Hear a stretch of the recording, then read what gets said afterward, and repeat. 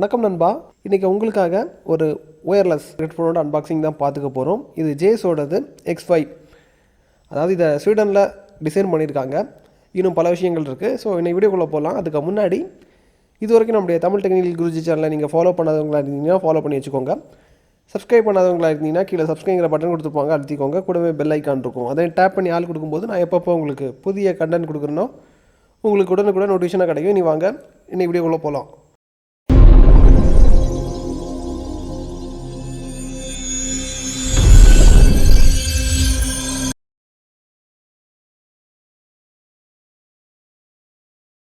இனி இதோட அன்பாக்சிங் பார்த்துடலாம். உங்களுக்கு பாக்ஸை பிரித்து உள்ளாடி என்னென்ன இருக்குங்கிறத காமிக்கிறேன். பாக்ஸை பிரிச்சிங்கன்னா அதாவது உங்களுக்கு யூசர் மேனுவல் கொடுத்துருக்காங்க. அதுக்குள்ளாடி தான் உங்களுக்கு வாரண்டி கார்டு எல்லாமே இருக்குது. இதை தனியாக எடுத்து வச்சுக்கலாம்.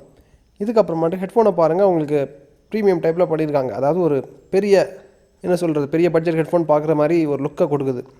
இந்த ஹெட்ஃபோனை தவிர வேறு ஏதாவது உள்ளாடி இருக்காங்கிறத பார்த்துப்போம். எதுவும் இல்லை. கீழே பார்த்தீங்கன்னா கேபிள்ஸ்னு எழுதியிருக்காங்க. இன்னொரு குட்டி பேக் இருக்குது, அதை பிரித்து காமிக்கிறேன்.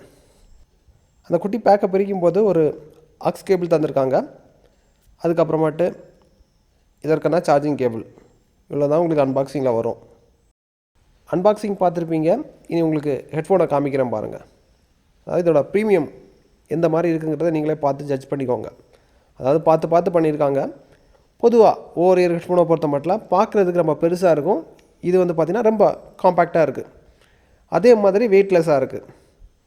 இதுக்கப்புறமாட்டு இதோட லெஃப்ட் சைடு கப்போட கீழ் பகுதியில் பார்த்தீங்கன்னா உங்களுக்கு தெரியும், சார்ஜ் பண்ணுறதுக்கு மைக்ரோ USB போர்ட் தந்திருக்காங்க. ரைட் சைடில் பார்த்தீங்கன்னா உங்களுக்கு மீடியா கண்ட்ரோல்ஸ் தந்திருக்காங்க. அதாவது பாட்டை ப்ளே பண்ணுறதுக்கு, பாஸ் பண்ணுறதுக்கு, வால்யூம் கூட்டுறது, குறைக்கிறது, ப்ரீவியஸ் ட்ராக்கு மூவ் பண்ணுறதுக்கு, ஃபார்வர்டுக்கு போகிறதுக்கு எல்லாத்துக்குமே உங்களுக்கு இந்த கண்ட்ரோல்ஸை நீங்கள் பயன்படுத்திக்கலாம். இதுக்கப்புறமாட்டு அது பக்கத்துலேயே உங்களுக்கு ஆக்ஸ் போர்ட் தந்திருக்காங்க.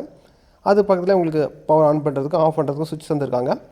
எல்இடி கொடுத்துருக்காங்க. அதாவது எல்இடி நோட்டிஃபிகேஷனை வச்சு நீங்கள் ஐடென்டிஃபை பண்ணிக்கலாம். அதாவது என்ன மோடில் இருக்குங்கிறத தெரிஞ்சுக்கலாம். அதாவது பேரிங் மோடில் இருக்கா, இல்லை பேர் ஆகிடுச்சா, இல்லை எல்லாமே நீங்கள் அந்த எல்இடியோட இண்டிகேஷனை பொறுத்து நீங்கள் பார்த்து ஐடென்டிஃபை பண்ணிக்கலாம், ஜட்ஜ் பண்ணிக்கலாம். அந்த மாதிரி தான் பண்ணியிருக்காங்க.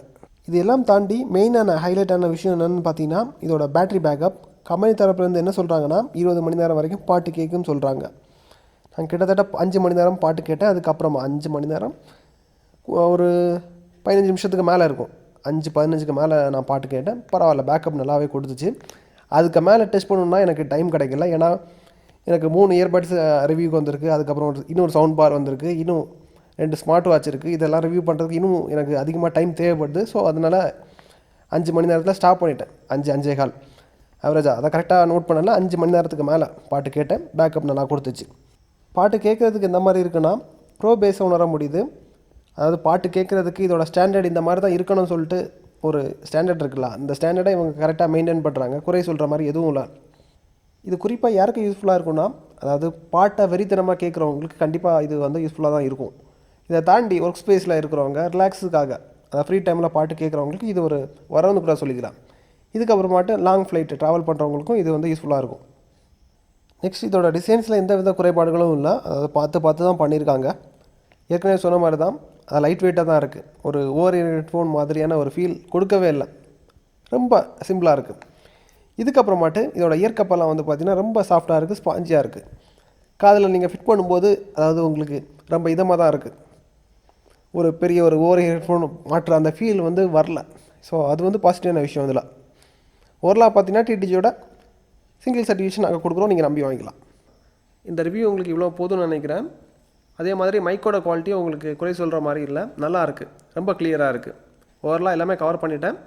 இந்த வீடியோ உங்களுக்கு பிடிச்சிருந்தால் லைக் பண்ணிக்கோங்க. நம்ம சேனலுக்கு நீங்கள் சப்போர்ட் பண்ண விரும்புகிறீங்கன்னா இந்த வீடியோ லைக் பண்ணி ஷேர் பண்ணிக்கோங்க. இதுக்கப்புறமாட்டு உங்களுக்கு எந்த மாதிரி கேட்ஜெட்டை ரிவ்யூ பண்ணணுங்கிறத கீழே கமெண்ட்டில் தெரியப்படுத்திக்கோங்க. நிறைய பேர் 4000 ரூபாய் பட்ஜெட்டில் சவுண்ட் பார் கேட்டிங்க.